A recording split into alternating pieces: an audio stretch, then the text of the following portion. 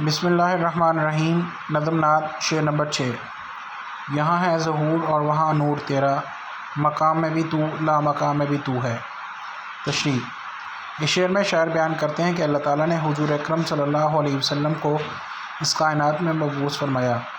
حضور اکرم صلی اللہ علیہ وسلم اپنے وجود اقدس کے ساتھ اس کائنات میں جلوہ گر ہوئے تو کائنات کی ہر چیز آج آپ کی عظمت کے گن گاتی نظر آتی ہے۔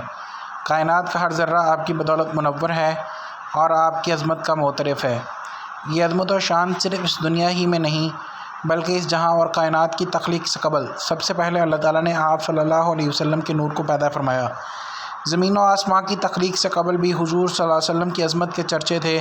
عالم ارواح میں جب اللہ تعالیٰ نے تمام انسانوں سے اپنی ربوبیت کا عہد لیا تو اس کے بعد تمام انبیاء سے حضور صلی اللہ علیہ وسلم کی رسالت کا عہد بھی لیا اور ان کو حکم دیا کہ اگر میرے آخر الزماں پیغمبر حضرت محمد صلی اللہ علیہ وسلم تمہاری نبوت کے دوران کائنات میں جلوہ گر ہوں تو تمہیں اپنے دین اور نبوت کو چھوڑ کر ان کی پیروی کرنا ہوگی۔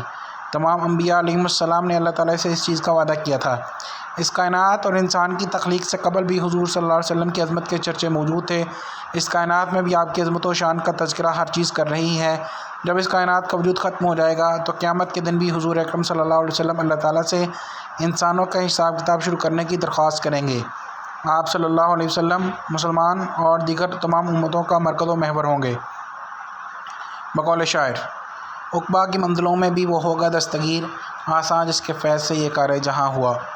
قیامت کے روز آپ صلی اللہ علیہ وسلم اپنی امت کے گناہ گاروں کے لیے اللہ تعالیٰ سے سفارش کریں گے اور آپ کی شفاعت کی بدولت اللہ تعالیٰ انہیں جہنم سے نجات دے کر جنت میں داخل کر دے گا۔ یہ شفاعت ان لوگوں کو نصیب ہوگی جو آپ صلی اللہ علیہ وسلم کو ماننے والے اور آپ صلی اللہ علیہ وسلم کے پیروکار ہوں گے۔ بقول شاعر: دونوں عالم میں تجھے مقصود گر آرام ہے تو اس کا دامن تھام لے محمد جس کا نام ہے۔